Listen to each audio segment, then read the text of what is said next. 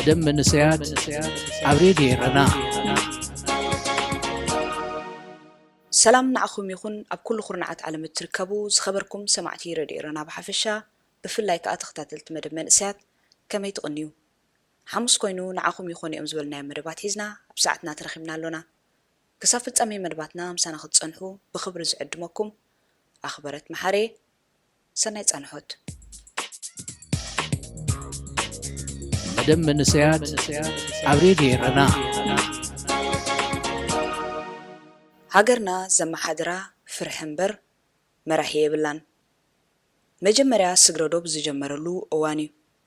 طويل زبحال أبال انداسلا نيرو بزعبات طويل بزحي زبحال قال خاب أدما طويل شكانيو طويل فتاو تسلاميو زي كم كالو فطور موت يفرحنيو موت جنت فرحة شقط قط إزبلا سيول حاتقات نسحا مسجد بيت كريستيان يفلتنيو أفيتو خينكا تخيلكا خطريو يتخيلن ملأخو زبزت للولو دنايو نسو أبزلولو كبد بدي بلكا طويل كم سمو طويليو أزيو جزيفن قولي حلكا خطريو زي تدفرن قومت زونن كأيو طويل شنغبايو طويل حب عزمو بتا شنغب مالت تقاميتي إيدو انت دات صفعيكا شوعات شيطان مشير رأيوخا شعو 380 دقري تتقويخا نام مريتكا معلب من كاليوكايو كاب انت قريدون صفعيت طويل كساب مقابر كوردكا خأليو كاب كلو سجرودوب كسوغرو نزحسبو سبات رئي بيلو بزابلين عينوميو زلاليوم أنت بينس أنحي كايت بلون نفاسيو نفاس قلقل شوق شعبي يالون نابلكايو سورا يتصنح سورا ترايو ناتبهلا حلت نارا هروغي بلكا أسقرتي بسونكو سرح تقفشوم نسودان زسوغرو ساقارو مسقر سينوم أنت طويلكو طويل طويل طويل طويل ورد طويل بزحيو بزعبات طويل مو انت زي تبهلا من سيات تسني حنساب ولا نسو زي قبرو إلالاتيوم نسو 5 قبرهم سيلوم زعلولو نيروم قدا حقي طويل شكاني نسو بزح قبنات جيريو قال خابت زقبرو قبن زسكح كحفظ آمي نمتقاس قبل الهزب تسنين على قدرن زقبرو قفعي كم آبنات كنت أكس نخالينا حدا قزيو طويل نمول هزب تسني عب أداغا خبتي كأكب عدممو أبتعدمي بزحات قول عسبيتي من إسات شما قلتات كلهم ترخيبهم شعود أويل طبين جاب زعاد سراويتيو تعجبو ماتيو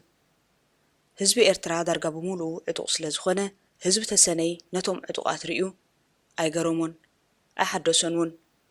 اتوم سبرت أعينتوم بجرق شفينوم 4 إيدوم ندحريت بسنسلت استأسورو منسيات كقدميهم النخبكبو كما تسا مسرعيهم جن محير سنبيدو قاليان نعد أخيبالو إلن قولو تحيزن زمز آنستي هتساون تدقن بقادرين توبن شفينن فتاري حماق كير إيلن يتسالتا نيرن قالي أمون نتيا معراباوي فيلمتاتون كرئيوو زرعدوم أنس أتسركا تخسي كون كيكون يمهلولو نيروم درو اتخأكب زنبرو أزلو هزبي عدمي أخبرو أبتبوتا ترخيبو نيرو طويل قزي خوص داينورون نتوم 4 منسيات نقدمي تسديدو نتوم عدوقات سبرت عدالوم قدمي أغن ززاربو مالت زم حلالفو ملأخت نيرو سمعتم هزبي رأيوهم إزي أمي ما بشفتنا توافيروم زلو دقهم رأيوهم زوم ليابو كابزي أم تمهارو دحري عجي حدا سبن السودان كسجر يخون كسجر سترخ بدما عجوء 5 كن الرأينا دما حان مقبع عن فخران زلو متأنققتا كحلفن كله كلها سب كبدا حاقفايا ندخو فوق ترئيت تعزب نيرا قال أبتبوتات ترخيبهم زنبروا بوتات كم زعللوون تخوينو دارقا سبز حساب طويل نتيج أكان الناس كحكحن تكبار كفتسمو إزبل قمت هاي نبرومن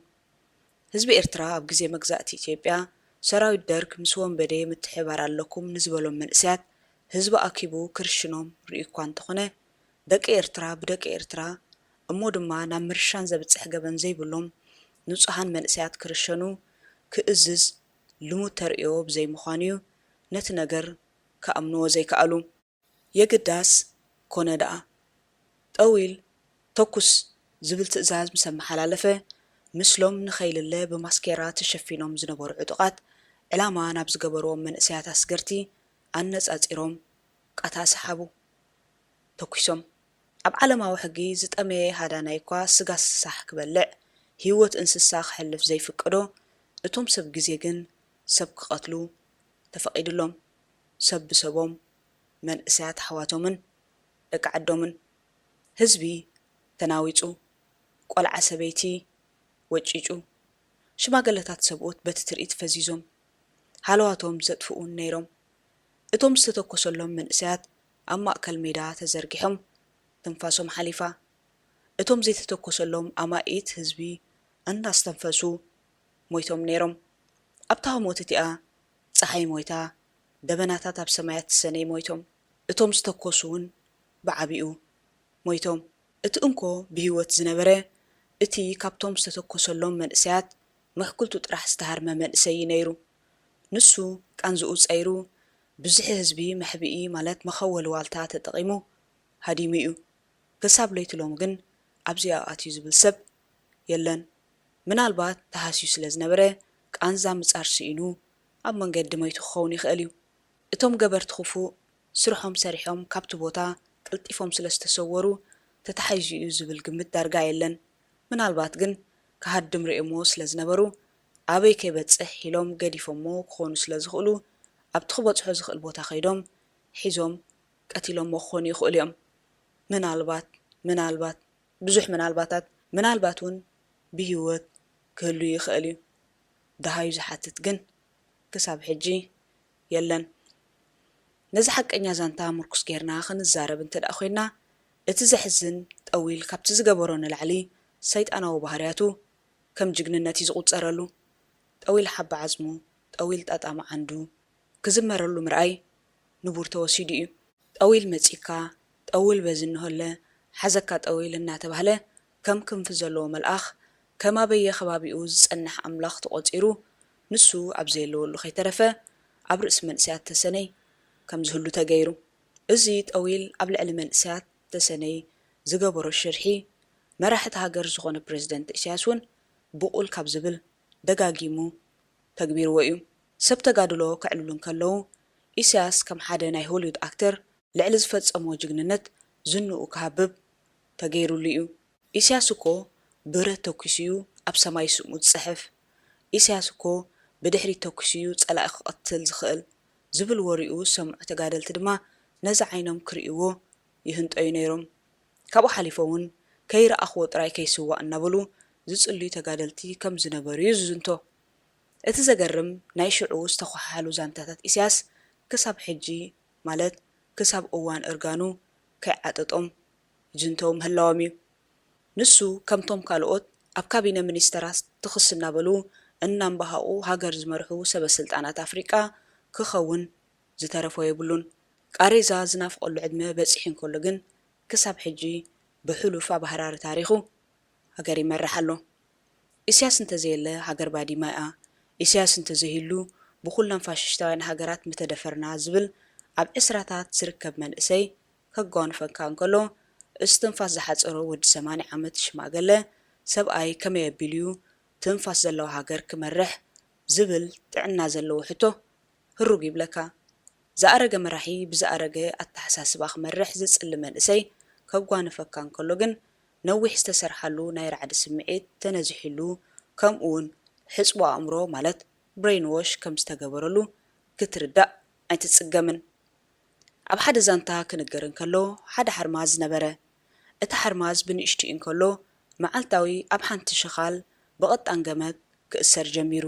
ንሱ ብንእሽቱ እንከሎ ነታ መእሰሪት በቲኽዋ ክኸይድ ዓቕሚ ኣይነበሮን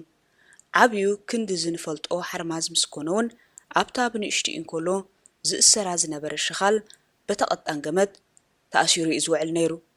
እንተኾነ ግና ምስ ዓበየ እውን ነታ ሽኻል መንቂሱ ነታ ገመድ በቲኹን ከም ድሌቱ ክንቀሳቐስ ኣይክእልን እዩ ምኽንያቱ ግዝፉን ሓይሉን ክንምንታይ በፂሑ ከም ዘሎ ኣይፈልጥን እዩ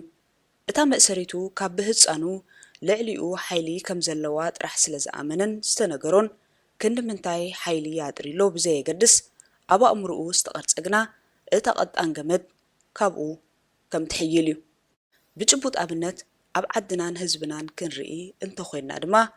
ኣብ ዓዲ ኣቤትዎ ዘለዉ እስራት 4,000 እንተዳኢልናዮም እቶም ክሕልውዎምን ክገርፍዎምን ክመቕሕዎምን ዝተኣዘዙ ሓለውቶም ግና ካብ 20 ኣይበዝሑን እዮም እሱራት ክንዲ ዝበዝሒ ሒዞም ከለዉ ነታ ኸይዳ ዘይትመለስ ህይወቶም ኣብ ክንዲ ካብ ሞት ዘገላግልዋ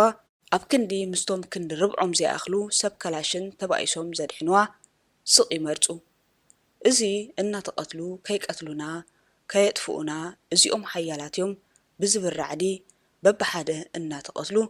ክነብሩ ይገብሮም እዚ ራዕዲ እዚ ኣብ ቤት ማእሰርቲ ንዘለዉ ከም ኣብነት ስለ ዝተጠቕሱ እምበር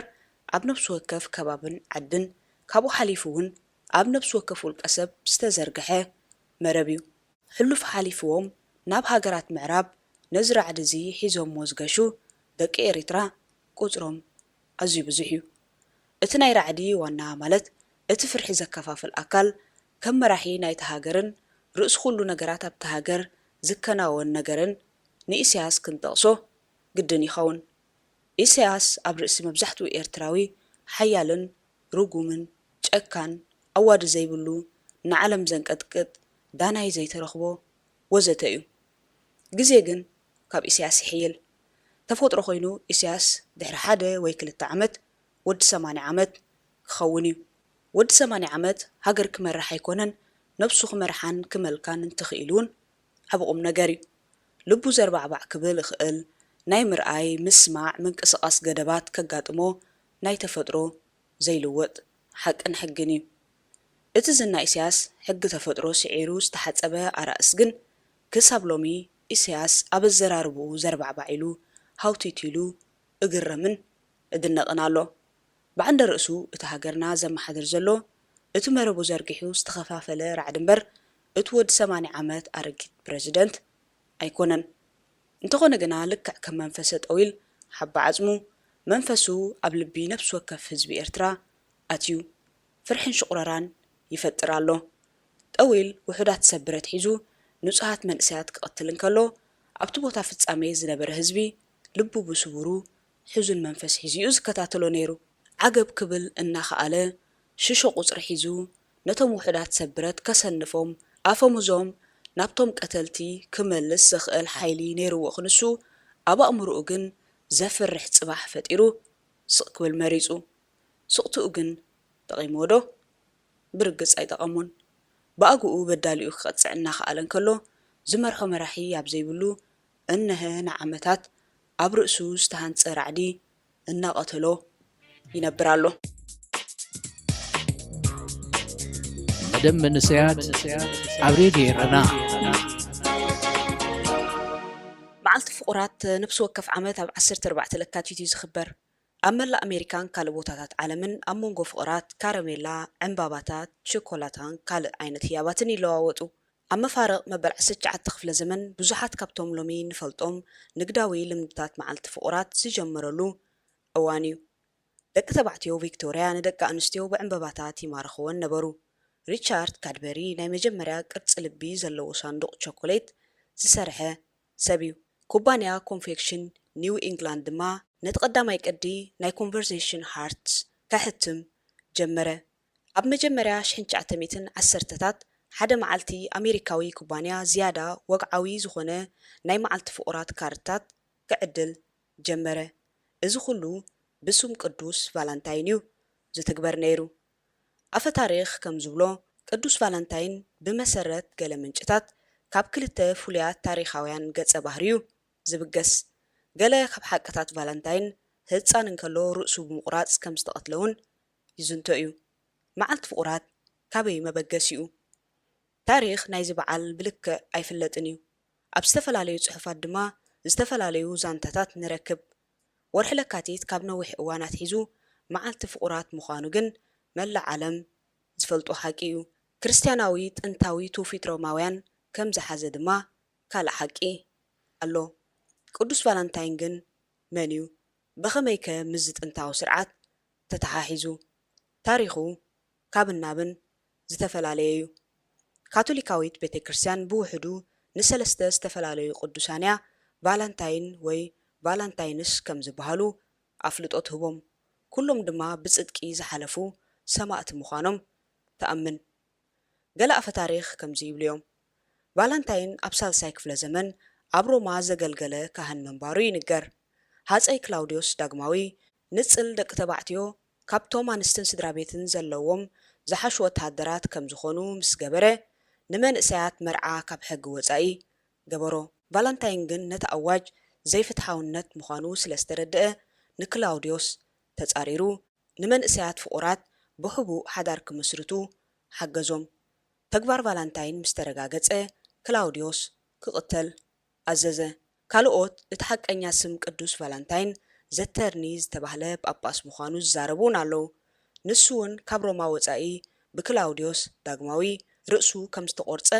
ይዝንቶ። ካልእ ዛንታታት ከም ዝሕብርዎ ቫላንታይን ንክርስቲያናት ካብቲ መብዛሕትኡ ግዜ ዝቕጥቀጡሉን ዝሳቐይሉን ዝነበሩ ተሪር ኣብያተ ማእሰርቲ ሮማ ንኸምልጡ ክሕግዞም ብምፍታኑ ተቐቲሉ ክኸውን ከም ዝኽእል እውን የዘንቱ እዮም። ካልእ ኣፈ ታሪኽ እውን ከምዚ ይብል እዩ። ሓደ ኣብ ቤት ማእሰርቲ ዝነበረ ካልእ ቫላንታይን ንሓንቲ ንእሽቶ ጓል ምናልባት ጓል ሓላዊ ቤት ማእሰርቲ ክትከውን ትኽእል ኣብ እዋን ማእሰርቱ ትበጽሖ ዝነበረት ድሕሪ ምፍቃሩ ቫላንታይን ነታ ዘፍቅራ ጓል ፍቕራዊ ሰላምታ ከም ዝሰደደላ ይንገር። ንሱ ቅድሚ ሞቱ ነታ ካብ ልቢ ዘፍቅራ ጓል ካብ ቫላንታይንኪ ዝብል ደብዳቤ ከም ዝጸሓፈላ እውን ይንገር እዩ። እዚ መግለፂ እዚ ድማ ክሳብ ሕጂ ኣብ ጥቕሚ ይውዕል ኣሎ። ወላ እኳ እቲ ድሕሪ ኣፈ ታሪኽ ቫላንታይን ዘሎ ሓቂ ተፈላለየ እንተኾነ እቶም ዛንታታት ኩሎም ከም ሓደ ሩህሩህ ጅግናን ብዓብዪ ድማ ፍቕራዊ ስሕበት ዘለዎን እዮም። ምናልባት እውን ቫላንታይን ኣብ ማእከላይ ዘመን ካብቶም ኣብ ዓዲ እንግሊዝን ፈረንሳን ዝበዝሑ ህቡባት ቅዱሳንን ዝነበሩ ሰባት ክኸውን ከም ዝኽእል ይግመት እዩ። መደብ መንእሰያት ኣብ ሬድዮ ረና ዝኸበርኩም ተኸታተልቲ መደብ መንእሰያት ንሎሚ ዘዳለናልኩም ከም ዝተኸታተልኩምዎ እዩ ነይሩ። ብዘቕረብናልኩም መደባት ዓጊብኩም ክትኮኑ ተስፋና እዩ። ክሳብ ዝመጽእ ሐሙስ ምስ ዝተረፉ መደባት ሬድዮ ረና ሓድጋኩም ሰናይ ቅነ